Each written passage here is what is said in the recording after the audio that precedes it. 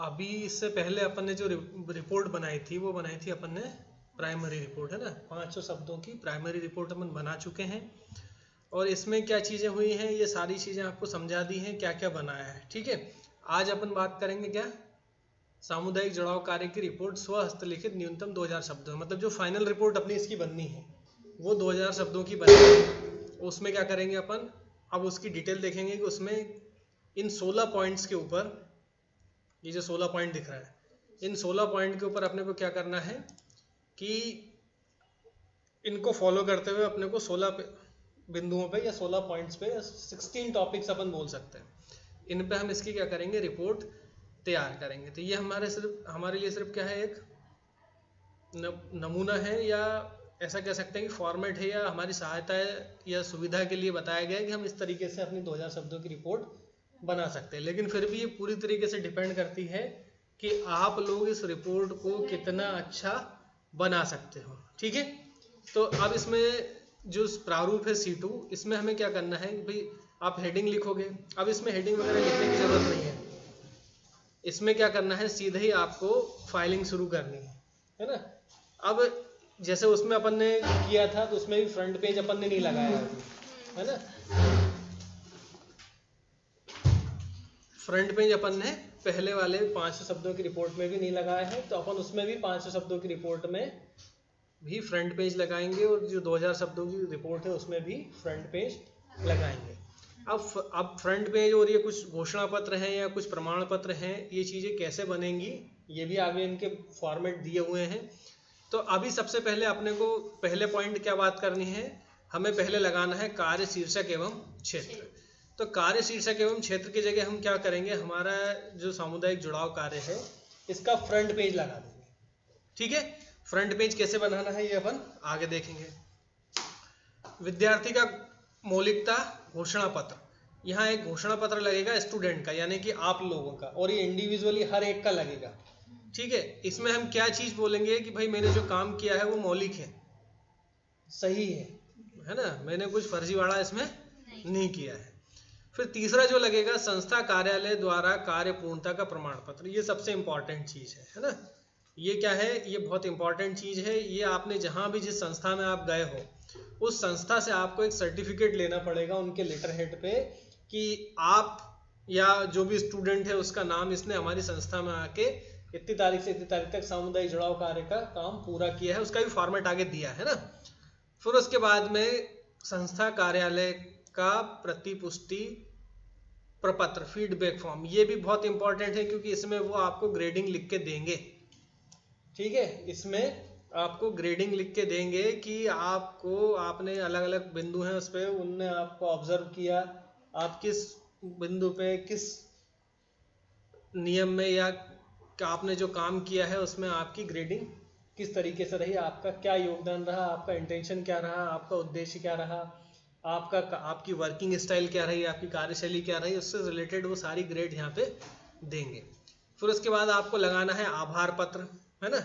अब ये पांचों फॉर्मेट आभार पत्र, ठीक है, ये सब फॉर्मेट बताएंगे अभी क्या क्या कैसे बनाना है। तो आभार पत्र आप लगाओगे, आभार पत्र आपको 4-5 लोगों को देना पड़ेगा। 4-5 लोगों को इसलिए देना पड़ेगा कि आभार का मतलब होता है वोट ऑफ थैंक्स, कि आपने जो रिपोर्ट बनाई है उसमें आप लोगों को कई सारे लोगों का मार्गदर्शन मिला, कई सारे लोगों की हेल्प मिली, जिन जिन ने आपको हेल्प किया उनके नाम के लिए आपको आभार लिखना पड़ेगा। ठीक है, वचन पत्र, ठीक है, आपको एक वचन पत्र देना पड़ेगा। वचन पत्र में क्या आप बताओगे, वचन पत्र में आप बताओगे कि मैंने ये काम यहाँ से किया है और इतने दिन में किया है, उसका भी फॉर्मेट मिलेगा। अब ये चीज है आमंत्रण पत्र, ऑफर लेटर। ठीक है, अब आमंत्रण पत्र ऑफर लेटर की जगह आप क्या लगाओगे, जीवन G2 आपको दिए थे, है ना, वहां से आप क्या लेके आए थे, G2 लेके आए थे, जीवन वहां जमा करके आ गए थे, G2 आपने मेरे को जमा कर दिया है ना, तो वो कॉपी ले लेना G2 की और इसमें लगा देना। ठीक है, अगर आपने फोटो कॉपी करके रखी है तो ठीक है, अदरवाइज मेरे से ले लेना और वो यहाँ पे लगा देना। फिर लगेगी अनुक्रमणिका, अनुक्रमणिका मतलब इंडेक्स। ठीक है, तो ये जो 7 पॉइंट है इनके फॉर्मेट तो अपने को मिल जाएंगे, इंडेक्स का भी फॉर्मेट समझा देंगे अपन, है ना, अपने पास में है, लेकिन लगाना इसको यूनिक तरीके से, बाजार में जो फॉर्मेट मिल रहा है उस तरीके से बिल्कुल काम नहीं करना, है ना, क्योंकि सब अपने को हाथ से लिखना है, तो अपन हाथ से लिखेंगे तो अपने हिसाब से लगाएंगे। फिर अनुक्रमणिका या इंडेक्स के बाद में हमें बताना है संस्था, कार्यक्षेत्र या योजना का विवरण। अब ये आपकी जो 500 शब्दों की रिपोर्ट है वो आपको यहाँ बहुत हेल्प करेगी, ठीक है। क्या हेल्प करेगी? अब आपको पहला अब आपको 9 नंबर जो पॉइंट है बिंदु, इसमें आपके 3 सब पॉइंट बने, ठीक है, 9.1, 9.2, 9.3। 9.1 में आप क्या बताओगे कि संस्था का विवरण, ठीक है। 9.2 में क्या बताओगे? कार्यक्षेत्र का विवरण। 9.3 में क्या बताओगे? योजना का विवरण, ठीक है। मतलब पहला पॉइंट 9.1 हो जाएगा संस्था का विवरण, 9.2 हो जाएगा कार्यक्षेत्र का विवरण, 9.3 हो जाएगा योजना का विवरण। अब इसमें आप संस्था कौन सी लोगे? जिस संस्था में आप गए थे, ठीक है। अब ये संस्था का विवरण आपने 500 शब्दों की रिपोर्ट में भी दिया है, तो ये संस्था का विवरण और वो संस्था का विवरण मैच होना चाहिए। आगे बात समझ में? नहीं तो 500 शब्दों की रिपोर्ट में संस्था कोई दूसरी है और 2000 शब्दों की रिपोर्ट में संस्था कोई दूसरी है ना। सीधा सीधा कहने का मतलब ये है कि संस्था का विवरण जो आपने 500 शब्दों में दिया है, 500 शब्दों वाली रिपोर्ट में दिया है, वही एज इट इज आप यहाँ पे दे दोगे। कोई बड़ा काम है क्या? ठीक है। ऐसे ही कार्य क्षेत्र, वर्किंग एरिया का विवरण, मतलब डिटेल्स ऑफ वर्क एरिया, इसका भी आपने डिस्क्रिप्शन दिया हुआ है 500 शब्दों की रिपोर्ट में, तो सेम यहाँ आ जाएगा, ठीक है। योजना का विवरण ये आपने शायद 500 शब्दों की रिपोर्ट में नहीं दिया है, कि दिया है? योजना का विवरण नहीं दिया। अब यहाँ पे आपको योजना का विवरण एक एक्स्ट्रा मिला है। अब योजना का विवरण क्या है कि आप किस योजना में गए, जैसे टीकाकरण योजना में गए, मध्याह्न भोजन योजना में गए, है ना, स्वच्छता अभियान योजना में गए, आप जिस योजना में गए उस योजना का विवरण आपको 9.3 में देना है। आगे बात समझ में? 9 पॉइंट कंप्लीट हो गया। अब फिर 10वें पॉइंट में आते हैं। 10वें पॉइंट में अगेन आपके 2 पॉइंट बनेंगे, एक बनेगा उद्देश्य और एक बनेगा पृष्ठभूमि, ठीक है। उद्देश्य एवं पृष्ठभूमि। तो उद्देश्य आपको बताने हैं, फिर आपको पृष्ठभूमि बतानी है। उद्देश्य का मतलब क्या? ऑब्जेक्टिव्स, ठीक है। पृष्ठभूमि बैकग्राउंड। तो यहां आप उद्देश्य बताओगे जिस योजना का आपने विवरण दिया, ठीक है, जिस योजना का आपने विवरण दिया उस योजना को लेके आपके क्या उद्देश्य थे, ठीक है। उद्देश्य किसके बताने हैं? आपके इंडिविजुअल के, कि आपके क्या उद्देश्य हैं। पहले अपन ने क्या बताया था 500 शब्दों की रिपोर्ट में? ये हमारे उद्देश्य होंगे, ठीक है। अब वो होंगे की जगह सब क्या हो जाएंगे? हैं, ठीक है। आगे बात समझ में? वही उद्देश्य यहाँ पे आ जाएंगे। अब इसमें 10.2 क्या बढ़ेगा? ये 10.1 में हो जाएगा उद्देश्य। तो जहां 500 शब्दों में आपने लिखे थे आपके ऑब्जेक्टिव्स, उद्देश्य, कि हम ये सीखेंगे, हम ये स्किल डेवलप करेंगे, हमारी ये स्किल डेवलप होगी, वो सब होगी, और फ्यूचर वाले सब प्रेजेंट टेंस में बदल देना, ठीक है। वो हो गए आपके उद्देश्य। अब आपको बतानी है पृष्ठभूमि, बैकग्राउंड, कि आपने जो उद्देश्य बनाए हैं उनका बैकग्राउंड क्या है, उनके बैकग्राउंड के बारे में, उनकी पृष्ठभूमि के बारे में डिटेल्स आपको लिखनी है। कि आपने लिखा कि मेरी मैनेजमेंट स्किल डेवलप हुई, ठीक है। आपके उद्देश्य में आपने लिखा कि मैनेजमेंट स्किल डेवलप हुई, तो पृष्ठभूमि में आप बताओगे कि कैसे हुई, ठीक है। आपने बोला कि मुझे टीकाकरण योजना की जानकारी मिली, तो आप बताओगे कि कैसे मिली और क्या मिली। भाई जिसने जानकारी दी उसके बारे में लिखोगे, आपने कहीं से पढ़ा उसके बारे में लिखोगे, और क्या जानकारी मिली वो लिखोगे, ठीक है। हो गए 10 पॉइंट, समझ में आया? ऑब्जेक्टिव, उद्देश्य और पृष्ठभूमि, 10.1 और 10.2। अब ऐसे ही आपके 11वें पॉइंट में भी 3 पॉइंट बनेंगे, कार्य प्रविधि, प्रक्रिया विवरण और प्रासंगिकता, ठीक है। अब 11.1 में आप लिखोगे कार्य प्रविधि।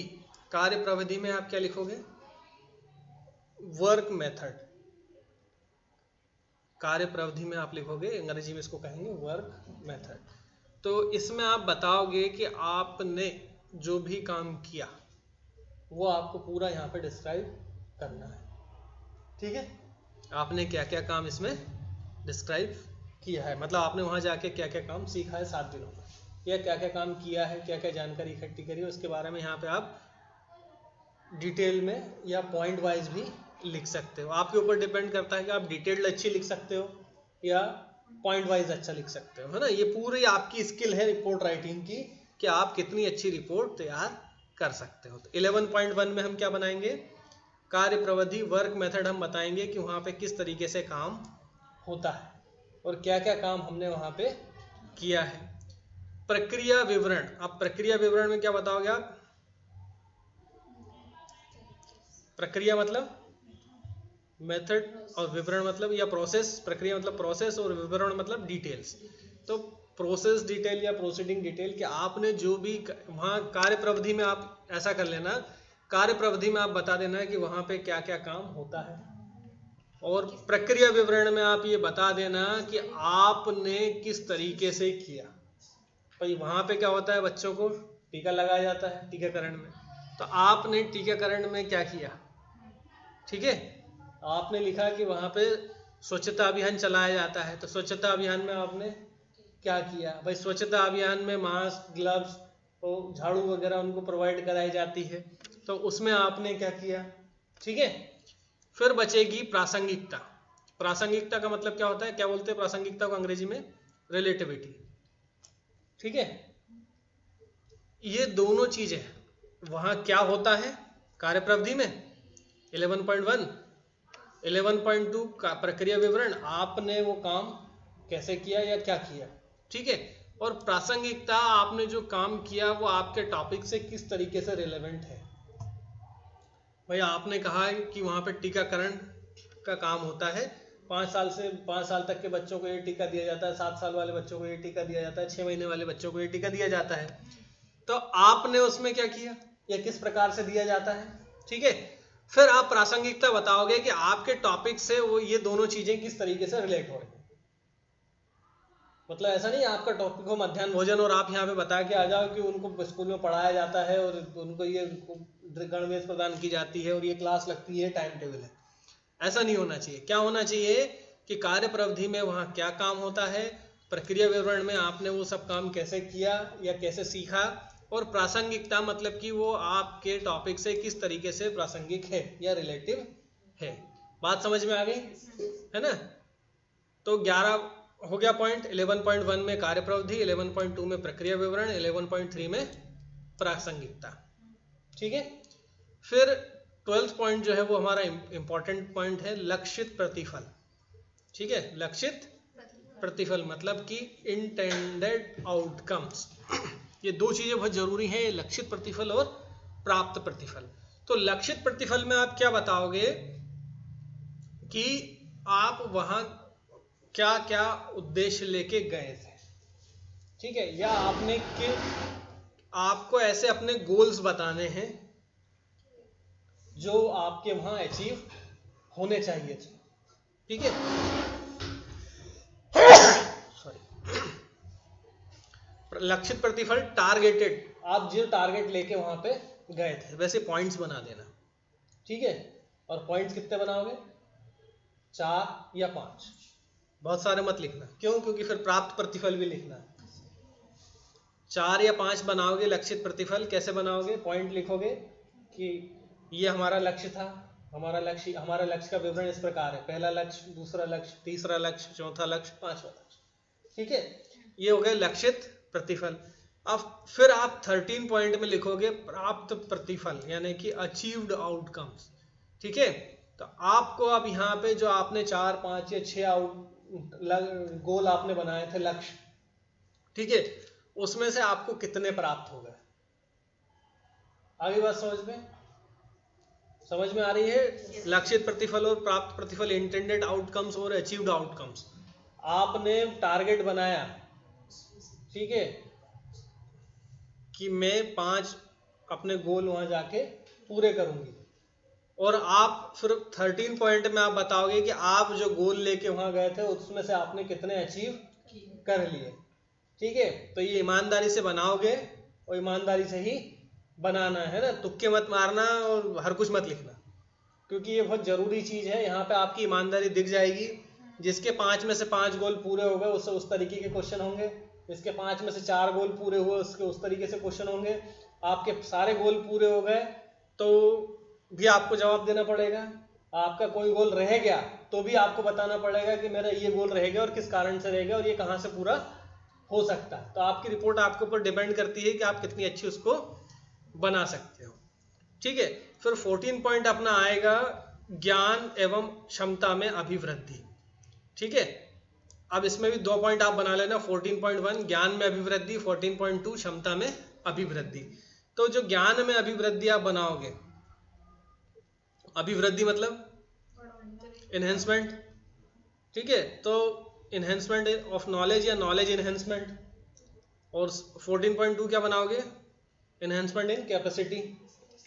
ठीक है, तो आपको यहाँ बताना पड़ेगा कि आपने ये जो लक्षित प्रतिफल आपके थे उनमें से आपने प्राप्त कर लिए, तो इस लक्ष्य को प्राप्त करने के लिए आप या इस लक्ष्य को प्राप्त करने के दौरान उस टाइम पीरियड में 7 दिन में आपके नॉलेज में क्या क्या इन्हेंसमेंट हुआ। ठीक है, मेरा सजेशन यहाँ पे है कि ये इन्हेंसमेंट जब आप बताओगे अभिवृद्धि, तो आप ये काम करना है कि आप पैराग्राफ राइटिंग करने की बजाय पॉइंट वाइज राइटिंग करना।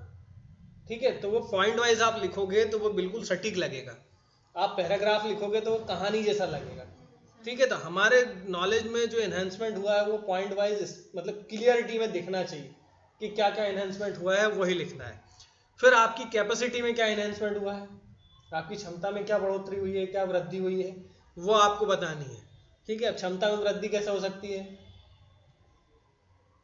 कैपेसिटी, आपकी वर्किंग कैपेसिटी क्या थी, आप 7 दिन पे इस पे कम्युनिटी इंगेजमेंट वर्क पे गए, उससे पहले आपकी वर्किंग कैपेसिटी क्या थी, भाई किसी की होगी किसी की नहीं होगी, लेकिन 7 दिन बाद आपको इतनी कैपेसिटी आ गई कि आप कहीं जाके काम कर सकते हो, सर्वे कर सकते हो, गांव में 2 किलोमीटर घूम सकते हो, है ना। तो इस तरीके से आपको वो भी 4-5 पॉइंट नॉलेज एनहेंसमेंट के और 4-5 पॉइंट कैपेसिटी एनहेंसमेंट के आपको यहाँ पे बताने हैं।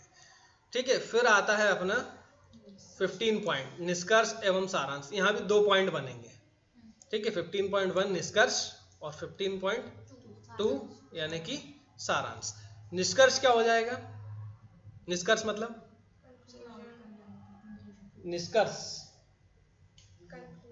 निष्कर्ष एवं सारांश। सारांश होता है कंक्लूजन, निष्कर्ष क्या होता है, रिजल्ट। ठीक है, प्रतिफल भी बोल सकते हो इसको।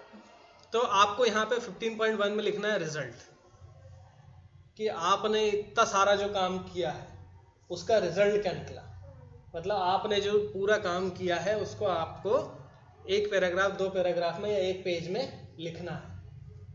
पॉइंट वाइज भी लिख सकते हो, इसको डिस्क्रिप्टिव लिखना रिजल्ट पैराग्राफ बना के, और कंक्लूजन को भी पैराग्राफ बना के लिखना। ठीक है, तो निष्कर्ष में क्या बताओगे कि आपने जो जो इतना सारा काम किया है उसका रिजल्ट क्या रहा, अभी आपको लिखना है, सबके लिए अलग अलग हो सकता है ना। मतलब कि आपकी जो रिपोर्ट है वो पूरा उसका रिजल्ट, मतलब जैसे हम कोई भी कैलकुलेशन करते हैं, कोई भी सम करते हैं, कोई भी प्रॉब्लम सॉल्व करते हैं तो आखिरी में रिजल्ट निकलता है, आंसर जिसको बोलते हैं अपन। तो वैसा यहाँ पे आपको लिखना है कि आपने जो इतनी सारी प्रॉब्लम सॉल्व की है, आपने इतना सारा जो काम किया उसका रिजल्ट क्या रहा। रिजल्ट के बाद 15.2 में आप बताओगे सारांश, कंक्लूजन, मतलब आप अपनी पूरी रिपोर्ट को कंक्लूड करोगे, सारांश बनाओगे छोटा सा 1 पैराग्राफ 2 पैराग्राफ में, कि आप 1 पैराग्राफ 2 पैराग्राफ में आप अपनी पूरी रिपोर्ट के बारे में बताओगे। ठीक है, अब ये मेन पॉइंट है 16, अध्ययन से प्राप्त निष्कर्ष की उपयोगिता। ठीक है, अब आपने इतना सारा जो काम किया है, ठीक है, उससे आपको निष्कर्ष मिला जो आप 15.1 में बता चुके हो।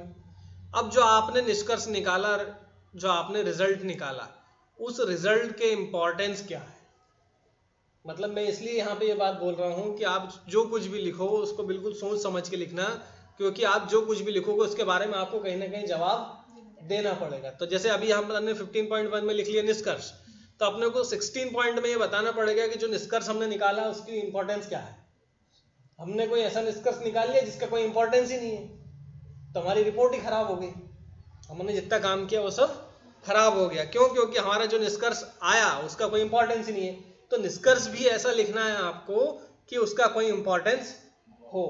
अब जरूरी नहीं कि एक ही इंपॉर्टेंस हो, एक से ज्यादा इंपॉर्टेंस भी हो सकते हैं। आगे समझ में? इन 16 पॉइंट्स पे आपकी रिपोर्ट बनेगी। ठीक है, अब बात आती है फॉर्मेट्स की, है ना। तो फॉर्मेट में पहला फॉर्मेट क्या था? फ्रंट पेज का कार्य शीर्षक एवं क्षेत्र। ठीक है, पहला पॉइंट क्या था? कार्य शीर्षक एवं क्षेत्र। तो इसका जो सैंपल है वो ये है फॉर्मेट। आप सबसे पहले क्या लिखोगे यहाँ पे? ये नहीं लिखना है, ठीक है। आपको यहाँ हेडिंग में क्या लिखना है? सामुदायिक जुड़ाव रिपोर्ट। ये इतना जो है यही लिखना है आपको। ये तीन चीजें आपकी है ही नहीं है, तो आपको सिर्फ क्या लिखना है? सामुदायिक जुड़ाव रिपोर्ट। बीच में लिखना है बड़ा बड़ा सा, है ना, ऐसा हेडिंग टाइप जैसे लिखते हैं ना फ्रंट पेज पे, यहाँ से यहाँ तक आ जाए, ऐसा आप फ्रंट पेज पे लिखोगे क्या? सामुदायिक जुड़ाव रिपोर्ट। अब फिर सेकंड लाइन में आप यहाँ पे लिखोगे कार्य का शीर्षक, मतलब आपका टाइटल। टाइटल क्या? जो आपने मेरे को लिखवाया था, या आप जो G2 में लिख के लाए थे ना, टीकाकरण योजना का अध्ययन, मध्याह्न भोजन योजना का अध्ययन, ऐसे लिख के लाए थे ना, तो वो टाइटल आपको यहाँ पे लिखना है। ये लाइन ऐसी की ऐसी रहेगी, स्नातक। अब यहाँ पे आप विज्ञान नहीं लिखोगे, विज्ञान वाले हो तो विज्ञान लिख देंगे, कला वाले होंगे तो कला लिख देंगे। आप कला वाले भी नहीं हो, आप किसके हो? वाणिज्य वाले। तो आप यहाँ लिखोगे स्नातक वाणिज्य, और गृह विज्ञान में नहीं लिखोगे, स्नातक वाणिज्य की डिग्री के लिए आंशिक प्रतिपूर्ति। ठीक है, ये दो लाइन ऐसी कैसी लिखोगे। आगे समझ में? क्लियर है इतना? अब उसके बाद आएगा नीचे वाली लाइन में लिखोगे सत्र। सत्र में आप यहाँ 2021-22 लिखा है, इसकी जगह क्या कर दोगे?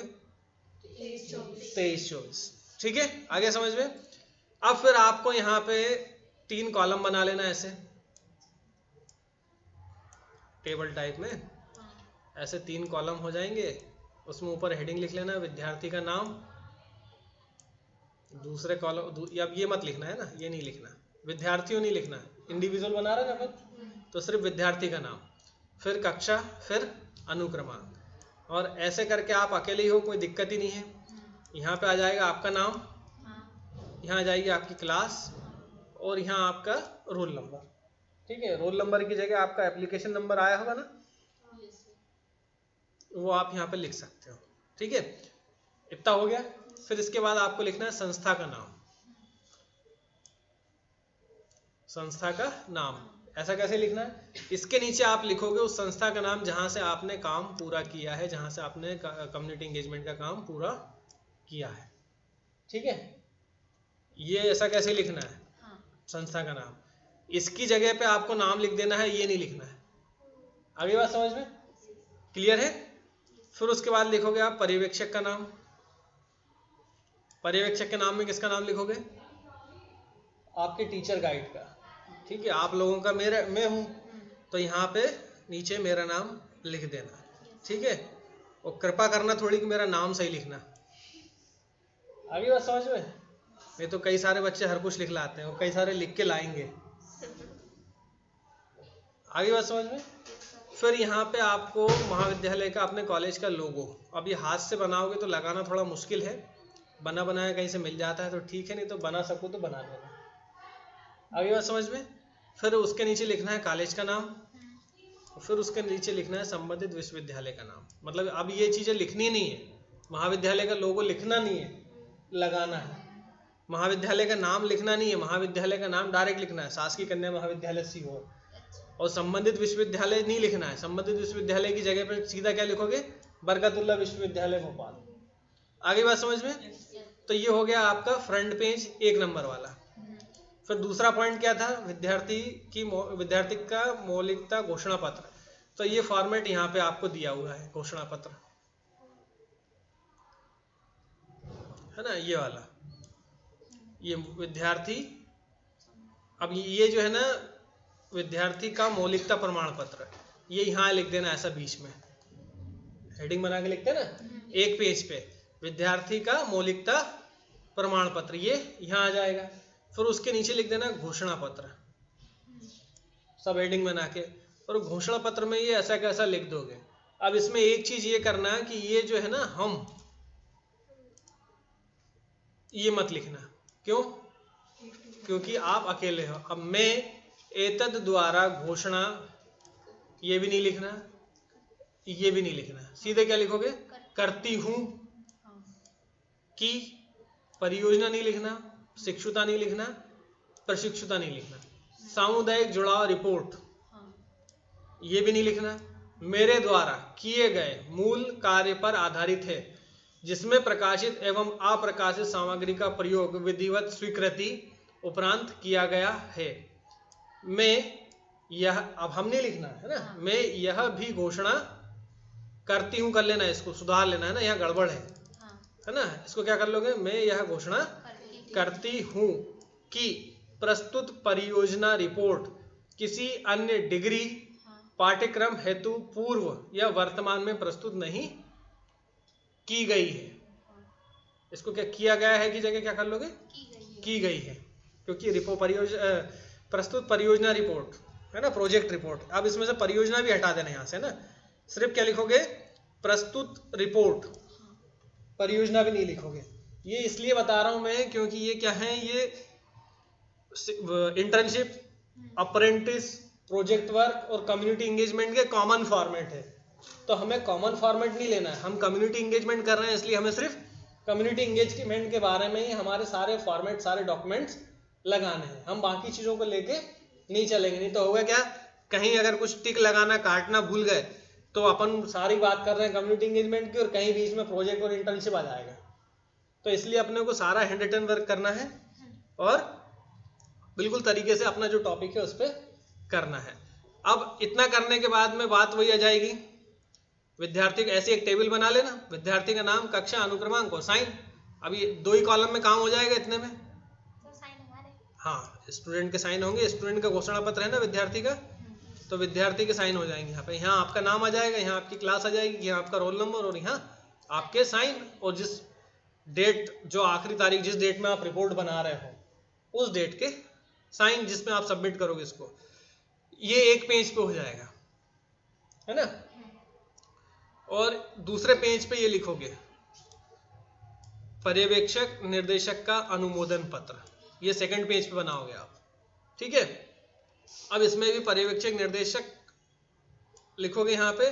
अब यहाँ पे मैं के बाद इस देश में नाम किसका आएगा, किसका, पर्यवेक्षक हो क्या तुम, टीचर गाइड हो तुम, है ना। तो यहाँ में नाम किसका आएगा, टीचर गाइड का, यानी कि तुम लोगों के लिए मेरा। अधो हस्ताक्षर करता एतद द्वारा प्रमाणित करता हूं रखना, क्या ना, है ना, नहीं तो मुझे करती हूं मत कर देना। मैं ब्रजेश विश्वकर्मा अधो हस्ताक्षर करता एतद द्वारा प्रमाणित करता हूं कि उपरोक्त वर्णित रिपोर्ट, अब विद्यार्थी कर देना इसको, विद्यार्थियों मत करना। अब ये था में बड़ी की मात्रा आएगी, है ना, ये गलतियां मत करना। रिपोर्ट विद्यार्थी द्वारा मेरे निर्देशन में किए गए, ये भी हटा देना, परियोजना, शिक्षुता, प्रशिक्षुता। तो सेंटेंस क्या हो जाएगा, द्वारा मेरे निर्देशन में किए गए सामाजिक जुड़ाव कार्य की वास्तविक रिपोर्ट है यह। अब यहाँ पे क्या लिख दोगे आप, कॉलेज का नाम, शासकीय कन्या महाविद्यालय सीहोर में मेरे अनुमोदन के पश्चात प्रस्तुत की गई है। तो यहाँ सेंटेंस क्या बन जाएगा, यह शासकीय कन्या महाविद्यालय सीहोर में मेरे अनुमोदन के पश्चात प्रस्तुत की गई है। अब यहाँ पे आपको हस्ताक्षर लिखना है निर्देशक की जगह पे, फिर अगेन दोबारा से मेरा नाम लिखना है, टीचर गाइड का, ठीक है। दिनांक और स्थान खाली छोड़ देना, ऐसे कैसे। तो ये 2 पेज में होगी रिपोर्ट। फिर उसके बाद ये जो अपन बात कर रहे थे ना अगले की, क्या, संस्था या कार्यालय का कार्य पूर्णता का प्रमाण पत्र। तो आप जिस संस्था में गए हो, अब वहां पे 2 चीजें हो सकती है, उनके लेटर हेड पे हमें चाहिए, ठीक है। तो जनपद पंचायत, जिला पंचायत का तो होगा, ग्राम पंचायत का भी होगा, जो ग्राम पंचायत में गया होगा, है ना। तो उनके लेटर हेड पे लिखवाना है।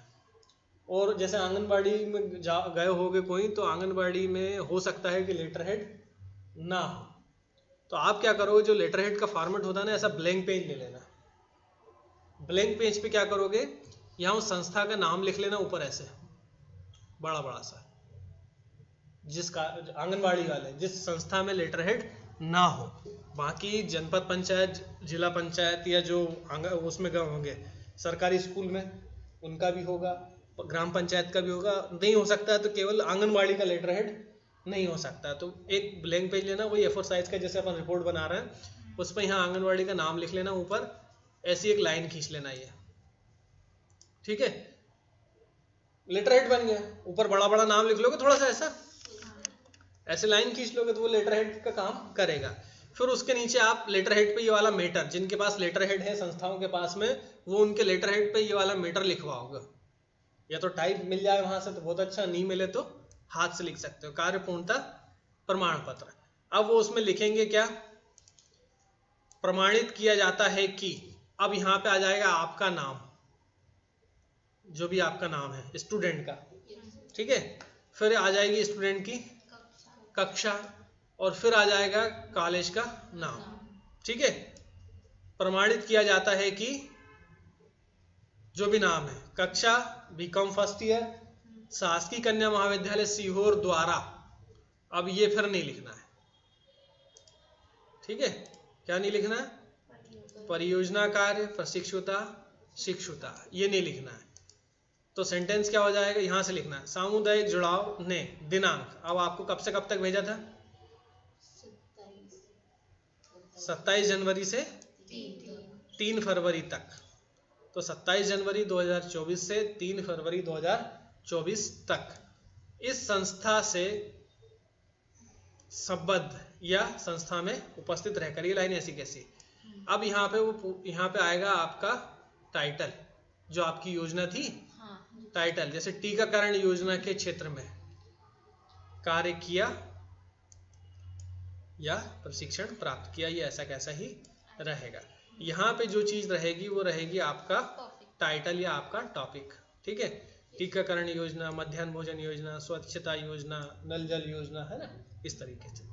फिर नीचे यहाँ पे फिर अगेन आपका नाम आएगा, स्टूडेंट का नाम, और ये ऐसा कैसे लिखना है, अति परिश्रमी, समर्पित और परिणोन्मुखी है, उन्होंने संस्था में अपने कार्यकाल के दौरान अच्छा या उत्कृष्ट कार्य किया, हम इनके स्वर्णिम भविष्य की कामना करते हैं, शुभकामनाओं सहित। यहाँ पे चाहिए उस संस्था की सील और संस्था प्रमुख के सिग्नेचर, इसीलिए आप लोगों से शुरू में कहा था कि वहां से वहां की सील साइन चाहिए, ठीक है। स्थान दिनांक, जिस डेट में उनसे सील साइन कराओगे वो आ जाएंगे। आगे समझ में। अब ये कार्यपूर्णता के प्रमाण पत्र के बाद में क्या है, प्रतिपुष्टि पत्रक, मतलब फीडबैक फॉर्म, ठीक है। तो फीडबैक फॉर्म का फॉर्मेट यहाँ नहीं है, फीडबैक फॉर्म का फॉर्मेट ऊपर है,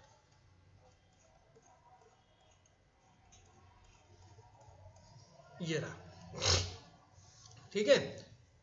G4 है फीडबैक फॉर्म का, तो यहाँ पे ये ऐसा कैसे प्रिंट आउट निकला लेना, ठीक है। तो अब इसमें क्या होगा, ये ऐसा कैसे आ जाएगा, अब इस पे यहाँ पे इसको टिक कर देना, सामुदायिक जुड़ाव कार्य को टिक कर देना, इन सब पे एक पेन चला के इतना क्रॉस कर देना। अब संबंधित बाह्य संस्था यदि कोई हो के प्रमुख अधिकृत अधिकारी के मार्गदर्शक में भरा जाए, यहाँ पे भरेंगे आपका नाम, और ये उनसे ही भरवाना है, ठीक है। वो लिखेंगे यहाँ पे आपके कॉलेज का नाम, शासकीय कन्या महाविद्यालय सीहोर, आपकी कक्षा का नाम लिखेंगे, बीकॉम फर्स्ट ईयर। अब यहाँ पे वो आपको ग्रेडिंग देंगे, इन 7 पॉइंट पे आपको ग्रेड मिलेगी। ग्रेड क्या है, ए है, बी है और सी है, ठीक है। तो आपने अच्छा काम किया होगा तो सब जगह ए लिख देंगे, वो बहुत अच्छा किया होगा तो ए लिख देंगे, अच्छा किया होगा तो बी लिख देंगे। ऐसे ही किया होगा कि हाँ कभी कभार आए, कुछ नहीं किया, निकाली साइन कराने आ गए, तो सी लिख देंगे। पूरी तरीके से डिपेंड करता है कि वो क्या ग्रेड लिखते हैं, है ना। तो विद्यार्थी की नियमित उपस्थिति के ऊपर वो आपको ग्रेड देंगे। यहाँ पे विद्यार्थी द्वारा प्राप्त सैद्धांतिक ज्ञान, आपने जो वहाँ पे सैद्धांतिक ज्ञान प्राप्त किया या नहीं किया, उसके ऊपर आपके ऊपर ग्रेड मिलेगी, वही देंगे। कार्यविधि में विद्यार्थी द्वारा अर्जित कौशल और व्यवहारिक ज्ञान की ग्रेड मिलेगी। है ना, कार्य के प्रति विद्यार्थी की रुचि और गंभीरता की ग्रेड यहाँ पे लिखेंगे, वो ABC जो भी देना चाहे, है ना। कार्य विधि में विद्यार्थी की सीखने के प्रति रवैया, व्यवहार, आपका एटीट्यूड और बिहेवियर कैसा था, उसके बारे में यहाँ पे वो ग्रेड लिखेंगे। सहकर्मी अन्य सदस्यों से सामंजस्य, समूह में कार्य करने की क्षमता आपकी क्या थी, उसकी ग्रेडिंग देंगे। विद्यार्थी की समग्र श्रेणी यानी कि ओवरऑल ग्रेड वो आपको यहाँ पे देंगे। अब यहाँ पे एक चीज़ निकल के सामने आती है कि कहीं ना कहीं हमने एक जगह हमारी रिपोर्ट में लिखा है कि हमारे ज्ञान में क्या वृद्धि हुई है, लिखा है ना, तो उसके आधार पे वो यहाँ पे ग्रेड मिलेगी। आपने वहाँ पे अगर कॉमन लिखा है और यहाँ A ग्रेड लेके आए हो, मतलब गड़बड़ है। आपने जिस तरीके का आपका वहाँ पॉइंट बनाया है उसी तरीके की ग्रेड यहाँ पे होनी चाहिए, ठीक है। मतलब ये पता चल जाएगा इस चीज़ से क्या स्किल डेवलप हुई, उसकी ग्रेडिंग। स्किल के बारे में भी अपन अपनी रिपोर्ट में लिख चुके हैं कि हमारी कौन कौन सी स्किल डेवलप हुई हैं, हमारा क्या रवैया रहा है, मतलब हमने क्या क्या सीखा है, कैसे कैसे काम किया है, उसकी ग्रेड हो जाएगी यहाँ पे। बिहेवियर हो जाएगा, है ना। इस तरीके से आप जो भी कराओगे यहाँ पे ग्रेडिंग हो जाएगी। टिप्पणी कुछ लिखवाना नहीं है, अगर वो बाई चांस कुछ लिखते हैं तो ठीक है, अदरवाइज कोई ज़रूरत नहीं है। यहाँ पे डेट हो जाएगी, यहाँ पे प्लेस, है ना, अधिकृत व्यक्ति के हस्ताक्षर, व्यक्ति का नाम और संस्था की सील, ठीक है। सील स्टैम्प बहुत जरूरी है। तो कितने अपने हो गए, अब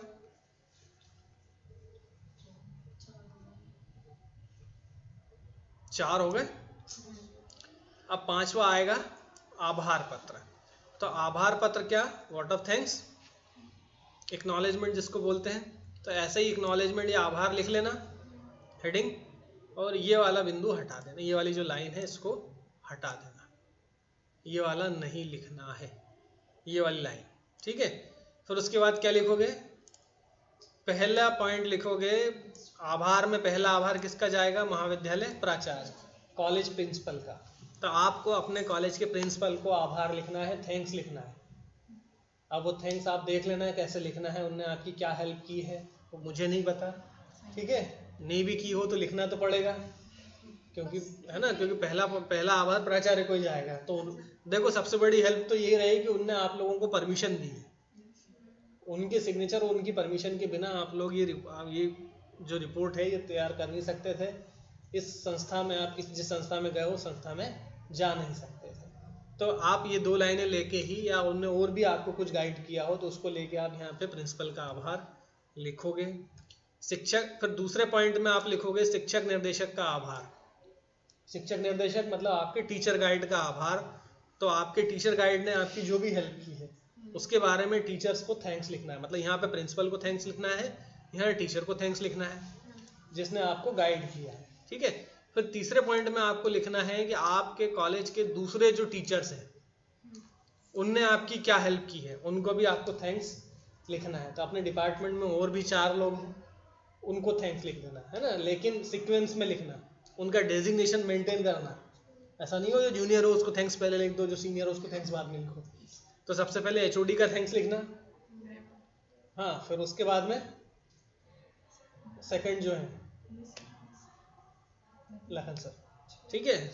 उसके बाद जो आएंगे, है ना, HOD हो गए, HOD के बाद सेकंड सीनियर जो है, फिर उसके बाद थर्ड सीनियर उमेश सर, ठीक है। फिर उसके बाद में भाग।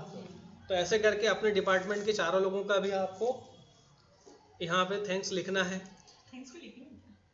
थैंक्स में लिखोगे ना, इनने हमें ये मार्गदर्शन दिया इसके लिए हम इनके आभारी हैं, या हम इनको थैंक्स कहते हैं, या इनका धन्यवाद प्रस्तुत करते हैं, आभार प्रकट करते हैं, इनने हमें ये जानकारी दी, इससे हमें ये रिपोर्ट बनाने में ये फायदा हुआ, हमें ये जानकारी मिली, इनने हमारी इस समस्या का समाधान किया, है ना। ऐसे करके वोट ऑफ थैंक्स अपन लिखते हैं। कार्यक्रमों में बैठा करो, कॉलेज में कार्यक्रम होते हैं, जब कार्यक्रम खत्म होता है तो आखिरी में वो बुलाते हैं ना कि ये आभार प्रकट करेंगे, तो वो आभार सुना करो ध्यान से। आगे जाके तुम भी अधिकारी बन जाओगे तो तुम्हें भी आभार प्रकट करना पड़ेगा मंच पे जाके, तो वो सुना करो कार्यक्रम में, ठीक से, है ना। तो उसको आभार लिखने और बोलने की प्रैक्टिस हो जाएगी। फिर चौथे नंबर पे आप बाह्य संस्था के प्रमुख या अन्य सहयोगी, आपको लगता है तो आपको बाहरी किसी ने आपको सहयोग किया है इस कॉलेज के अलावा, उसका लिखना है। तो इसमें आपको इस कॉलेज के अलावा किस व्यक्ति ने सहयोग किया है या किस संस्था ने सहयोग किया जहां आप काम करने गए थे, जहां आप कम्युनिटी इंगेजमेंट वर्क के लिए गए थे। तो उस संस्था का और उस संस्था के प्रमुख का भी आपको यहाँ पे आभार लिखना है। ठीक है, आगे बात समझ में। फिर इसके बाद में अपने सहपाठी, परिजन एवं अन्य सहयोगी जिनसे आपको सहयोग प्राप्त हुआ उनके बारे में लिखना है। तो दोस्तों से अगर कुछ सहयोग मिला हो तो उनको भी आभार लिख देना, और नहीं तो पेरेंट्स का तो लिखना ही। ठीक है, अपने पेरेंट्स का आभार भी अपने को लिखना ही है। आगे बात समझ में। बस ये आभार आपको लिखना है, इसकी कोई जरूरत नहीं है। इसकी जरूरत कब पड़ेगी? जब आप सहपाठी का आभार पत्र लिखवाओगे, सहपाठी का आभार लिखोगे ना, तब आपको इसकी जरूरत पड़ेगी। ठीक है, और अच्छा एक काम ये कर लेना, इसको रख लेना। इसमें रखने में क्या करना है कि अब वैसे ही फिर हो जाएगा आपका नाम, आपकी क्लास, आपका रोल नंबर और आपके सिग्नेचर। ठीक है, क्योंकि ये लिखना तो इससे प्रूफ भी हो जाएगा कि आपने एक्नॉलेजमेंट दिया है या आपने आभार प्रकट किया है आपके सिग्नेचर से। ठीक है, कितने पॉइंट्स हो गए? 5। छठा पॉइंट क्या है? वचन पत्र। वचन पत्र का फॉर्मेट देख लेते हैं, नहीं है अपने पास में। ठीक है, वचन पत्र का फॉर्मेट अपने पास में नहीं है, तो वचन पत्र में आप सिंपली नेट से ढूंढ लेना है कुछ। ठीक है, वचन पत्र में ये लिखना है कि मैं अपना नाम और मैं संस्था की मैं अपना नाम, कक्षा, कॉलेज की नियमित छात्रा हूँ और मेरे द्वारा इस टॉपिक पर, जो भी आपका टॉपिक है, सामुदायिक जुड़ाव कार्य दिनांक 27 जनवरी 2023 से 27 फरवरी 2024 से 3 फरवरी 2024 तक 7 दिन के लिए इस संस्था में जाके ये कार्य, इस योजना का अध्ययन किया गया है। बस ये वचन पत्र हो जाएगा, नीचे आपके स्टूडेंट के सिग्नेचर। ठीक है, 7वां पॉइंट है आमंत्रण पत्र, ऑफर लेटर। ये आप वो G2 जो वहाँ से लेके आए थे उसकी कॉपी आपने रखी होगी, है ना, उसकी कॉपी लगा देना G2 की। और फिर बात आती है अनुक्रमणिका इंडेक्स की। तो ये पहले नंबर पे पहला पेज हो गया, दूसरे नंबर पे ये हो गया, तीसरे नंबर पे ये हो गया, चौथे नंबर पे ये, 5वां पेज ये हो गया, छठा पेज ये हो गया, 7वां पेज आपका लगे, 7वां पेज ये हो गया आमंत्रण पत्र, और 8वें नंबर पे लगेगी आपकी इंडेक्स।